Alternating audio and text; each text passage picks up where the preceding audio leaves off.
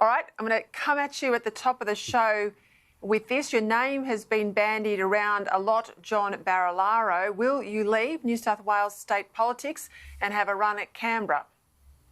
Peter, look, it's the question of the day, and I've been honest all day about it. And, you know, people have said this has been on the books for a while and you must have made up your mind, but it's not that. I mean, I think the world has changed so much since bushfires and COVID, and you know, I had indicated that I wasn't going to go beyond 2023 at the state election, and this has come from the side. It's a reality now. I do have to make a decision, and I've said to everybody, I'm going to take the weekend. I'm going to go and hide down at the farm where there's no mobile reception, sit on that tractor, and I tell you what, that's the best place to have a think and talk to family and friends and colleagues and about what are the opportunities? Why am I doing it? I've got to answer that question. Why am I doing it? Is it ego, or is it because I actually can genuinely make a difference? And I've got to sort that out in my head still.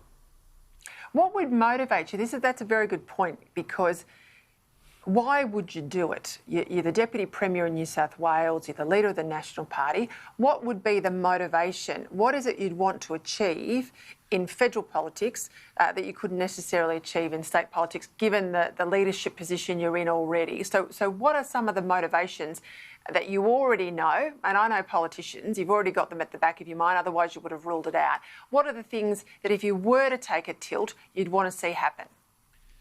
Yeah, Peter, and that's a good question. You know, I've had a remarkable career and always in government and being able to be the leader and the Deputy Premier. I've been able to really force change both at a state and federal level, and I've been strong about that. But one of the things that has stuck with me as the Minister responsible for bushfire recovery is that I've spent a lot of time down on the South Coast with Andrew Constance, and clearly we've got a lot of work to do down there. This is a community, it's industries, it's businesses, it's the community on its knees, and it's not just a touch up and get back to normal or what it was before. We need a macro approach of rebuilding that whole community for the next generation. And my seat is the adjoining seat of Monaro. I've got a lot to achieve still. And those big issues, you know, nationally, the Murray-Darling Basin Plan, water, that they've been issues that I've always championed, and they're national issues. And you know, energy, of course, the issue around baseload power. You know, they're the things that I've been interested in. I've been vocal. I've been on your show and you've given me a voice. And yep. You know, they're the sort of things that I think I can actually make a difference if I was to step up to federal politics. But, geez, I don't feel like I'm finished at state politics either. So this is why the decision's very, very difficult. You have been very vocal, you're right, on water and the basin plan and how it does, in your view, New South Wales. You've been very vocal on baseload power. I've seen plenty of politicians or would-be politicians outside of Parliament lose the nerve when they get in there and not advocate and stand up for the things that they once did. I've seen a lot of state people turn up in Canberra and have their tail between their legs. What would make you any different?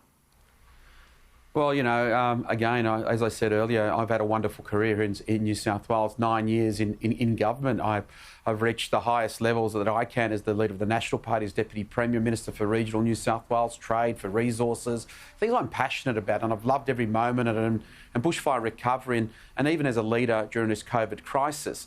You know, they're the things that I've achieved, and for me, if I genuinely choose to go to Eden-Monaro, the difference is it's not about another political career, because I'm probably getting to the end of a political career. It's actually about doing a difference, knowing that I'm going to go and be a backbencher in the federal parliament and fighting for Eden-Monaro, and that in itself is where I started, and I know I've got to do an apprenticeship, so I'm excited about that. It actually does excite me, and it's a new leaf. It's closer to home. I live in Queanbeyan and Parliament up the road, and so there is a whole heap of reasons why I can do it, but I just need to get that through my head. And you know, I've been lucky enough. I've worked with Mike Kelly for a long, long time. Would you speak up though, John? The question was, would you speak up? Would you still be brave on all of those issues, or would you join the sort of the kumbaya circle in Canberra where people are brave before they get there and then they just toe the line?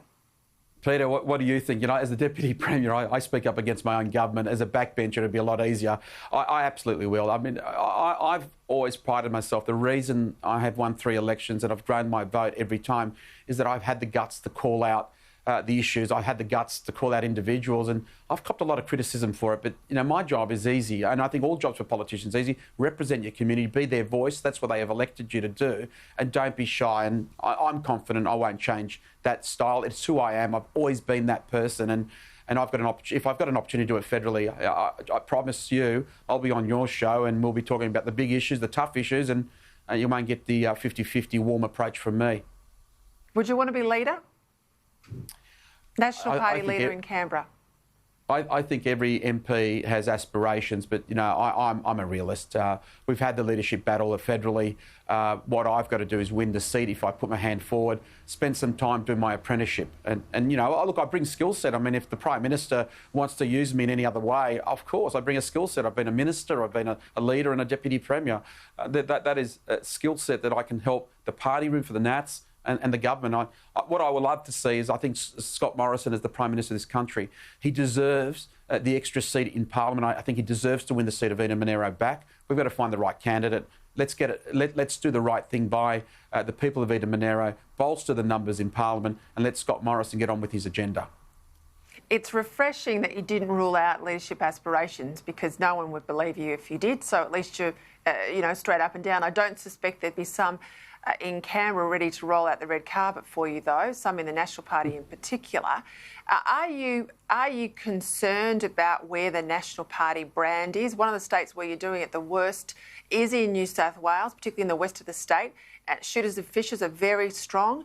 I think they would have had a stronger crack at the federal government if it hadn't have hit so close to the New South Wales state government last year. What's wrong with the National Party brand that you would want to improve if you were in Canberra? Yeah, and it's a fair point. You know, the National Party brand normally when we were in government, because we're just seen as being the junior partner to the Liberal Party, and somehow they, you know, people just assume that we kowtow to the Liberal Party, and that in itself hurts us. We've got to have our own identity. And I think when Barnaby Joyce was leader, there was a clear identity of the National Party. During tough times like drought, people look to the National Party, and they can actually be critical of us. And, you know, parties like the Shooters who put their hand up, who promise a lot but can't deliver.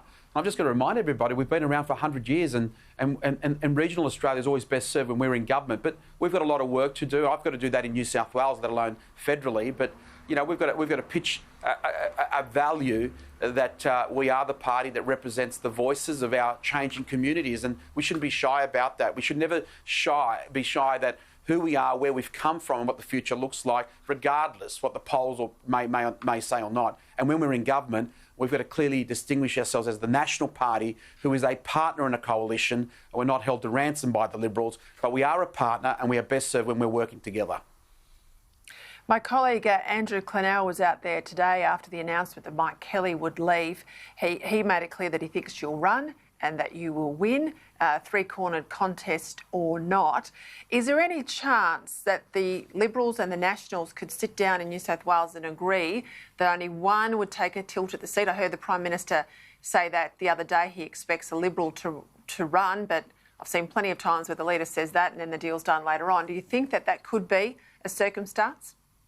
It has to be the case. I mean, the Labor Party, if it's correct, will pre-select the Mayor of Bega or some other names that I've heard today. They're going to be quality candidates. If we think we're going to walk into this seat and win it because Mike Kelly has stepped aside and his personal brand is strong, there's no question he's held that seat outside of government because of his brand. But we can't take it for granted. Three-corner contest, well, we saw what happened in Gilmore. You know, it tore apart the Liberals and Nationals, and we ended up with the Labor Party. And, you know, I believe that the Prime Minister and the Deputy Prime Minister, our executives, need to look to the research, the polling and the data and look for the best candidate that can actually win the seat for the coalition. This is about strengthening the Prime Minister's agenda, his numbers in the Parliament, and we've got to be more mature. We cannot have this fight. The public won't accept it. You know, I've got all respect for Jim Molan. I've got all respect for Andrew Constance. I've got all respect for the Liberal Party members that vote for me when they vote in the seat of Monaro. This is not the time for us to have an internal squabble, but this is a time when we should unite, create history and give the Prime Minister the power that he needs and the support he needs to get on with an agenda that needs to get this country moving again through this crisis of COVID-19.